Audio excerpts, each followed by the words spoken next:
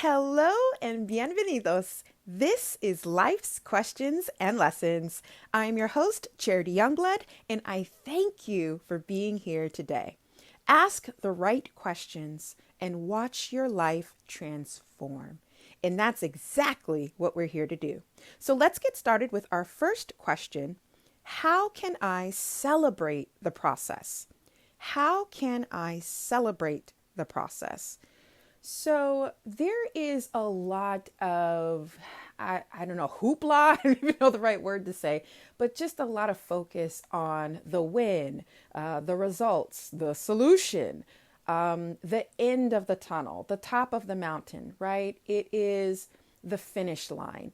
And we are very keen on celebrating our wins and celebrating those steps because they are powerful and they are amazing because we all know no matter what we're trying to achieve or what we're pursuing, there's a lot that goes into those decisions and those choices. So it makes sense to celebrate that finale and that result or that finished product.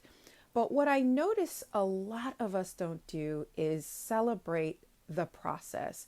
And when you think about whatever goal you are currently pursuing, whether it's something small or something big, you're going to spend a lot more time in the process, especially if it's something for years and years and years.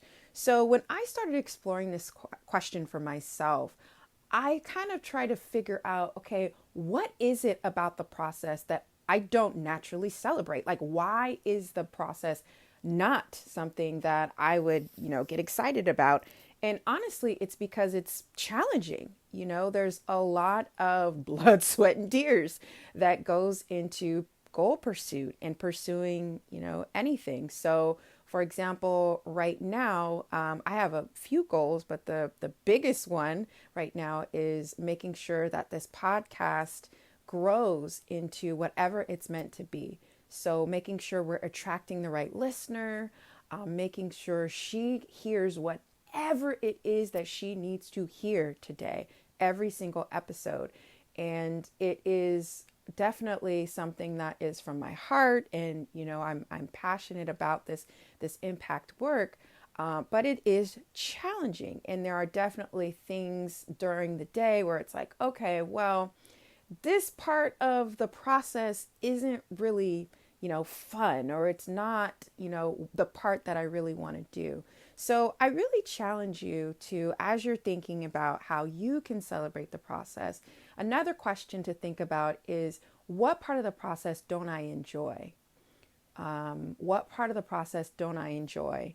And start to explore how you can bring more enjoyment. I don't necessarily like to say when things are, fun. Like I get, I get mad at my personal trainer because she's like, "Oh, this is gonna be fun." I'm like, "Savannah, we are lifting weights. This is not fun." It is, but that's not supposed to be, right? To me, it's not supposed to be fun. It's supposed to be efficient, right? It's supposed to be something that I can do to get the results that I seek.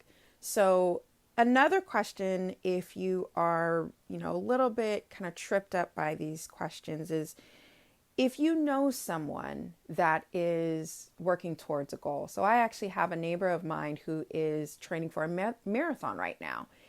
And I thought, okay, well, if I can't necessarily celebrate my process right now, like if I can't really think about how I can celebrate my process, how can I celebrate hers? So another question is, who do I know that is working towards a goal, a really big, like a life-changing goal? How can I celebrate their process? Because a lot of times we can get insights from helping others, and that you get insights. It's kind of a two for one, right? Because you get the insights and then you also feel so good about it because you're actually helping someone, encourage them and empower them as well. So those are the questions I had on my heart today. Please rate or review this podcast wherever you are listening. And if this episode was helpful for you, please share it. If it was helpful for you, it's probably going to be helpful for someone else. And until next time, take care.